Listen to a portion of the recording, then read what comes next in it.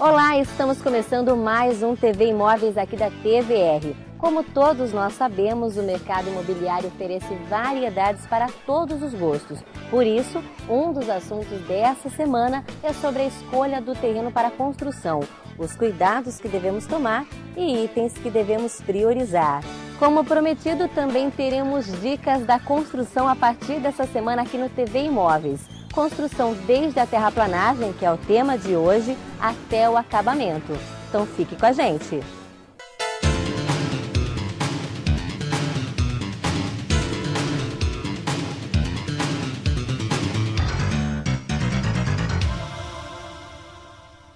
Como escolher o local para se construir? Essa questão, sem dúvida, é levantada por muitos na escolha. Mas cuidado! Muitos itens devem ser levados em consideração até mesmo na compra ou na escolha de um terreno. Para tratar do assunto, nós vamos falar com o presidente do Nuplan, Flaviano Lima. Flaviano, muito obrigada por nos receber e já te deixo a pergunta. O que devemos levar em consideração para construir? Primeiro eu queria agradecer essa presença aqui na TV Regional, ela é bastante importante, uma nova TV aqui em Sorocaba e toda a região, né, já que nós estamos num contexto de região metropolitana, né, de Sorocaba, mais 25 cidades, contando Sorocaba, são 26 cidades, isso é bastante importante, né? Na sua pergunta, que coloca para a gente, a pessoa quando vai escolher aonde morar, né, seja um terreno, seja um apartamento, né, qual tipo de propriedade ele deseja, ele precisa pensar efetivamente naquele local que melhor lhe convém. Né? O que é conveniente? Eu quero estar mais próximo da minha família, eu quero estar mais próximo do meu trabalho, eu quero estar mais próximo da escola dos meus filhos, né? Eu quero estar mais próximo do clube, enfim, qual a infraestrutura da cidade, da questão urbana, eu vou desejar utilizar mais. Né? Hoje, nesse mundo contemporâneo, quanto mais próximo do trabalho, melhor, né? A gente vai gastar menos com transporte, né? Poderemos ir caminhando, que é uma prática mais saudável. Então hoje a pessoa ela tem que procurar realmente verificar aquele local que mais será conveniente para ele morar, levando em consideração tudo isso. Quanto ao plano diretor, vai abrir novas áreas comerciais, até mesmo devido ao crescimento da cidade? Sim, o nosso plano diretor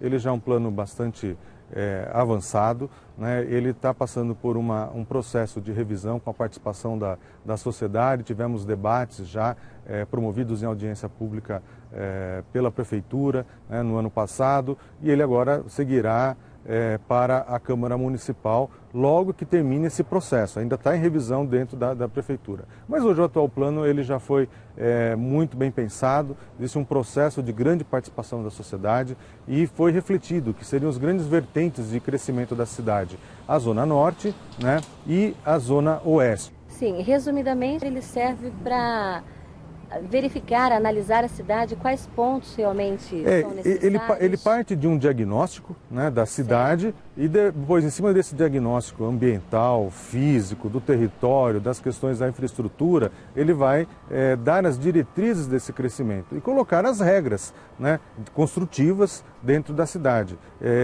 Um dos elementos muito importantes. Isso também atrelado ao quê? Um plano viário da cidade, né? A gente tem buscado uma integração com o plano diretor ambiental da cidade, que nós já temos, enfim, plano de saneamento básico, são os vários planos da cidade que vão se relacionando e fomentando o nosso plano diretor para que a gente possa crescer com qualidade, né, com o desenvolvimento da nossa cidade.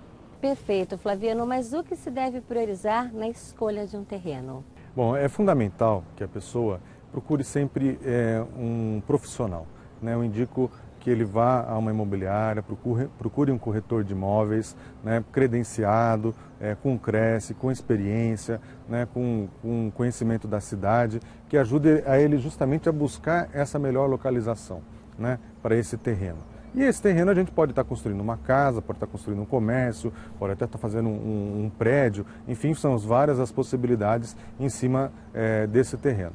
mas sobretudo na escolha, na medida em que você já fez aquela reflexão do que você deseja, né, você vai começar a pensar no melhor terreno e esse profissional vai direcionar. Então eu quero fazer um comércio, então eu acabo indo para um bairro que está em expansão, uma rua que tenha uma movimentação maior, um número de pessoas mais próximas, uma esquina, enfim, vai ajudar você a escolher esse terreno para montar um comércio de forma que ele possa se desenvolver, né? Já a residência, eu quero ficar mais próximo da escola, quero ficar mais próximo do clube, eu quero ficar mais próximo do centro esportivo, enfim, eu também vou tentar encontrar essa localização, harmonizar todos os interesses que a gente tem, né, para melhor moradia. Mas quando a gente fala dessa questão do terreno, né, tomar muito cuidado com essa documentação, de quem você vai comprar, a responsabilidade hoje é do corretor, né, quando você está fazendo a intermediação, né, dessa compra por um corretor, ele é responsável por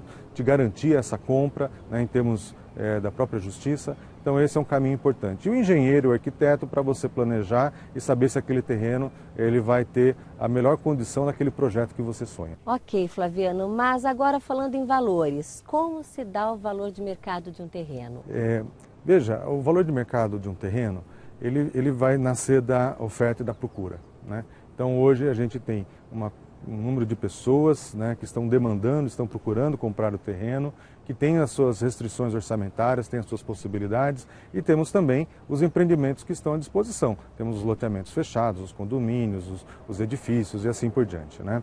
Então, entre essas intenções de compra e essa oferta, a gente vai ter uma primeira base para esse valor de mercado. Daí vem a questão da localização, da infraestrutura que existe, né? Tudo isso faz com que um determinado imóvel se valorize mais do que o outro, né? Ou não tenha tanto valor. Mas quanto a gente tem imóveis que tem uma rua de maior movimento, acaba tendo um valor maior, até por causa ele vai ter um perfil duplo, a gente fala, pode servir para residência, ou pode servir, um perfil misto, perdão, né, pode servir inclusive para comércio, né, então a gente tem essas questões que entram na valorização do imóvel, né, mas ele se dá sobretudo sobre a oferta e da procura, então quando as pessoas estão procurando, demandando, vai depender da sua renda, da sua condição de financiamento, da sua poupança, enfim, de uma série de questões e variáveis, né, que tem suas restrições e as suas possibilidades. E o ofertante também, ele tem os seus custos, tem o seu desejo, e ali a gente vai nascer a negociação. Agora o que a gente percebe, né,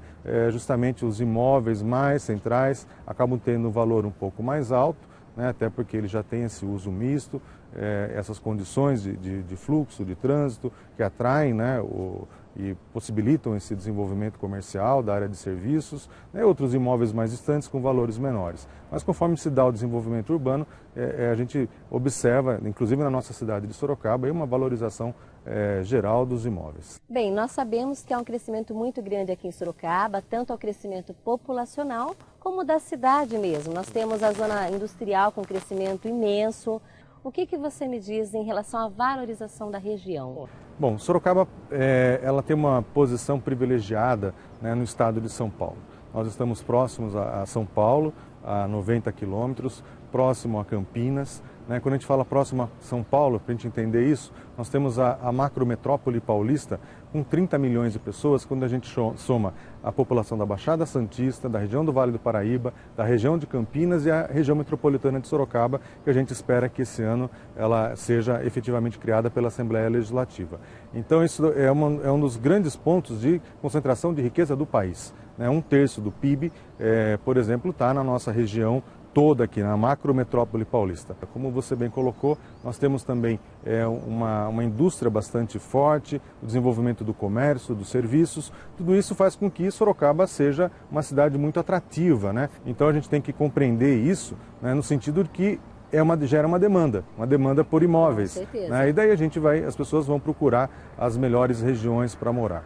Então nós temos aí 3 perfis distintos, eu poderia colocar, na nossa cidade. Como grandes vetores, eu tinha comentado, a Zona Norte e a Zona Oeste. Né? A Zona Norte ela tem uma ligação muito fácil com o setor industrial, né? Com a região industrial, Éden, Cajuru, sim, né? A região da Castelinho. Então, nessa ideia das pessoas terem uma melhor mobilidade. É uma região privilegiada, tem tido muitos investimentos, né? A gente tem um parque tecnológico do outro lado, no final da Avenida Itavuvu. Então é uma região que ela está crescendo, está se desenvolvendo de maneira bastante interessante, né?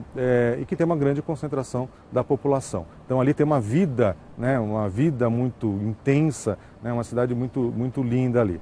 Da mesma coisa eu posso falar da região oeste, né? A região oeste ela já vai mais no sentido que a gente pensar de Araçoiaba, né? Então ela já começa a ter um perfil também de muitos bairros, né? De condomínios que estão nascendo, ou de loteamentos, né? Variados, um crescimento, né? Também com um padrão de qualidade muito bom para as construções. Então a gente tem essas duas regiões da cidade que eu até falo que elas crescem de maneira bastante uniforme, né? Daí eu tenho um outro lado da cidade que ela também começa a retomar. A gente fala, as pessoas falam muito que é o nosso pulmão verde, né?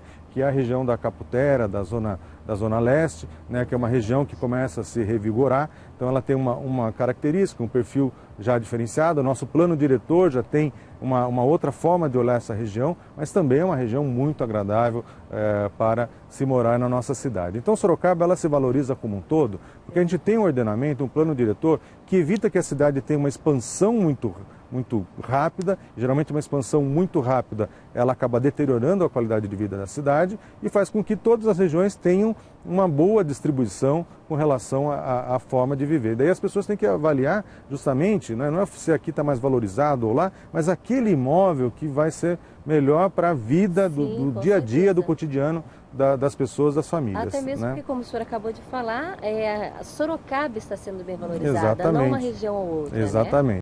Agora, se tratando de lotes com áreas verdes ou cursos de água, tem uma regra especial nesse caso? Bom, nós temos uma legislação muito específica, muito cuidadosa, tanto em âmbito municipal quanto a legislação estadual e mesmo a federal com relação aos espaços verdes, as questões ambientais, os cursos d'água. Então a gente tem sim regras muito específicas, mas hoje todos os loteamentos já procuram internalizar essas regras quando ele monta o lote. Então o lote ele já vem preparado, né? Pelo menos a gente em tese nós temos a clareza, ele já está preparado, ele não deve vir com uma restrição ambiental. Eu não posso vender um lote com restrição ambiental, né? Então um terreno com restrição ambiental, um terreno num loteamento fechado ainda mais. Então a gente tem uma legislação que é muito cuidadosa nesse sentido. É claro que as pessoas, por isso a importância de procurar um profissional para avaliar tudo isso, verificar, vem um engenheiro, ele já vai observar se ali, de repente, aquele lote realmente tem uma distância menor de um curso d'água, aquilo que vai ser possível construir ou não vai, se tem alguma planta específica de uma proteção. Bem, Flaviano, muito obrigada. Com certeza esclareceu dúvidas de muitos que estavam nessa dúvida cruel da escolha de um terreno. E agora, suas considerações finais. Bom, eu novamente gostaria de agradecer à TV Regional, a você, Ana, né, por essa oportunidade de a gente estar falando da nossa cidade, da nossa região, né, que ela passa por esse grande desenvolvimento. É importante que as pessoas tenham consciência, né, de que nós precisamos ter uma cidade, uma região mais sustentável, né? Tem que analisar todos esses conceitos e sairmos da teoria e irmos à prática, né?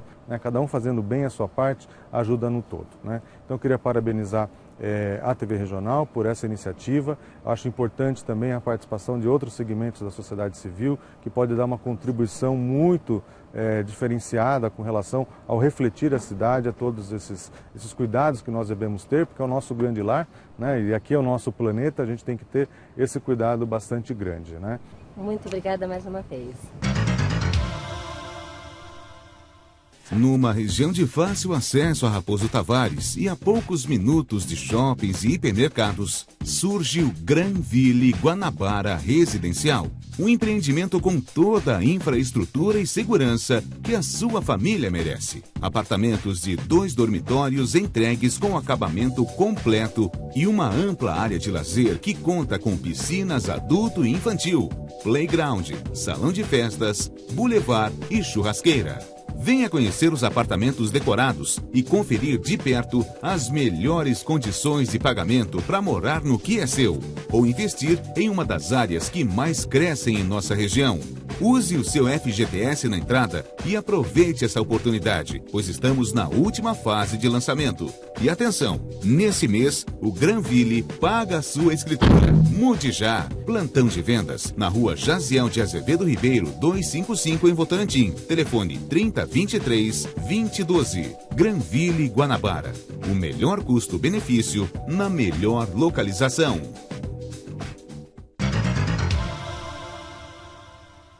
Agora que você ficou bem informado de como escolher um terreno para construir com sucesso, começaremos o quadro Dicas da Construção. Hoje com a engenheira Carla Fernanda falando sobre terraplanagem. Hoje vamos falar sobre a terraplanagem. Vamos dar dicas valiosas para você que deseja fazer uma construção bem-sucedida. Para iniciar o processo construtivo, o ideal é um profissional especializado para fazer o levantamento da sua área. Para ele poder fazer um levantamento chamado levantamento planialtimétrico, que nada mais é do que informações que vão fazer com que conheçamos os desníveis reais do seu terreno. Com esse levantamento em mãos e com o projeto de implantação, podemos dar início à terraplanagem, que por definição significa aplanar e aterrar um terreno. Para se iniciar uma terraplanagem, é necessário avaliar alguns pontos do terreno. É necessário fazer uma sondagem do solo para conhecer qual o tipo de solo existente naquele terreno. Com essa sondagem também dá para a gente saber qual é o nível do lençol freático daquele terreno, se ele atinge as camadas que vão haver essa escavação ou se não vão atingir. E com essas informações em mãos, podemos saber se o solo que tem nesse terreno é bom para eu poder fazer o sistema de corte e compensação, no qual a terra que eu tiro do terreno, eu utilizo nele mesmo para fazer o aterro, ou se eu vou necessitar trocar o solo daquele terreno, levar essa terra embora, se ela for de má qualidade, e colocar terra boa no terreno. Esse segundo sistema, que é de importação de terra, ele encarece um pouco a terraplanagem. Mas na região que nós estamos, a maioria do solo é bom. Então, dá para fazer o sistema de corte e compensação, que sai uma terraplanagem mais barata. Para terraplanagens menores, talvez não caibam grandes máquinas. Então, eu tenho que fazer serviços de terraplanagem com uma retroescavadeira, que é uma máquina menor, que cabe em terrenos menores. Porém, o tempo de duração desse serviço ele vai ser maior, porque uma retroescavadeira ela tem uma produtividade menor do que uma escavadeira hidráulica. Então, vai deixar o serviço um pouco mais lento, mas não significa que não dá para fazer. Nem todos os terrenos precisam de grandes movimentações de terra. Às vezes, só a remoção da camada vegetal já é o suficiente para aquele terreno acomodar a construção. E outras vezes, a pessoa que deseja construir usa os desníveis do terreno para acomodar a sua construção. Então, vai do que a pessoa quer construir e do que ela quer aproveitar do terreno para que seja necessário fazer a movimentação de terra, a terraplanagem. As ações básicas de uma terraplanagem são corte e aterro. O que seria o corte? O corte seria a escavação do solo para que a cota do terreno natural possa chegar à cota de projeto. Ou seja, eu tenho que rebaixar aquele terreno, então eu tenho que escavá-lo. Esse seria o corte. E o aterro é quando eu preciso elevar a cota do terreno natural para que ele atinja a cota de projeto, que é onde vai ser implantado a construção que se deseja. Lembrando que, para a execução do aterro, é necessária a utilização de solo de primeira categoria. Geralmente, muito utilizada a terra vermelha, porque ela atinge um ótimo grau de compactação. Os solos de segunda e terceira categoria, eles devem ser dispensados em locais autorizados pela prefeitura e órgãos competentes. Ainda em relação ao aterro, é importante falarmos sobre a umidade que é necessária para a compactação do aterro, que é a chamada de umidade ótima. E nós conseguimos chegar a essa umidade ótima através do controle de laboratório. Não consigo fazer uma compactação num solo muito úmido e nem num solo seco. A compactação não é satisfatória. Portanto, é necessário que o solo atinja essa umidade ótima para que a compactação do aterro seja satisfatória. Os custos com a terraplanagem, eles vão variar de acordo com o tamanho dos terrenos e também de acordo com a quantidade de movimentação de terra que vai ser feito naquele terreno. Muitas pessoas optam por não fazer a terraplanagem, por julgarem ser um custo alto, um gasto desnecessário, porque dá para acomodar a construção sem a terraplanagem. Porém, não levam em conta que com a terraplanagem eu vou utilizar uma área maior do meu terreno, vou utilizar melhor o meu terreno e após a terraplanagem, o meu terreno ele pode até dobrar de valor. Há uma valorização muito grande após a terraplanagem do terreno. Vale lembrar também que para a execução de uma terraplanagem satisfatória, é importante que você contrate uma empresa especializada. E se atente à diferença que existe entre contratar uma empresa especializada e contratar o maquinário. Quando você contrata o maquinário, você é o responsável pela sua obra. Você é o responsável pela execução da terraplanagem que vai acontecer no seu terreno. Agora, quando você contrata uma empresa especializada, a empresa é a responsável para garantir que a terraplanagem do seu terreno seja feita da maneira correta, de maneira satisfatória para atender o seu projeto. Então, lembrando, vale a pena contratar uma empresa especializada, vale a pena você fazer a terraplanagem do seu terreno, valorizar o seu terreno, para que assim a sua construção possa ocorrer de maneira bem-sucedida. Bem, o TV Imóveis encerra por aqui. Muito obrigada pela sua companhia e sua audiência. Agora, se você quer fazer parte do nosso programa, basta entrar em contato com o Departamento Comercial aqui na TVR. Até a próxima semana com mais novidades do mercado imobiliário.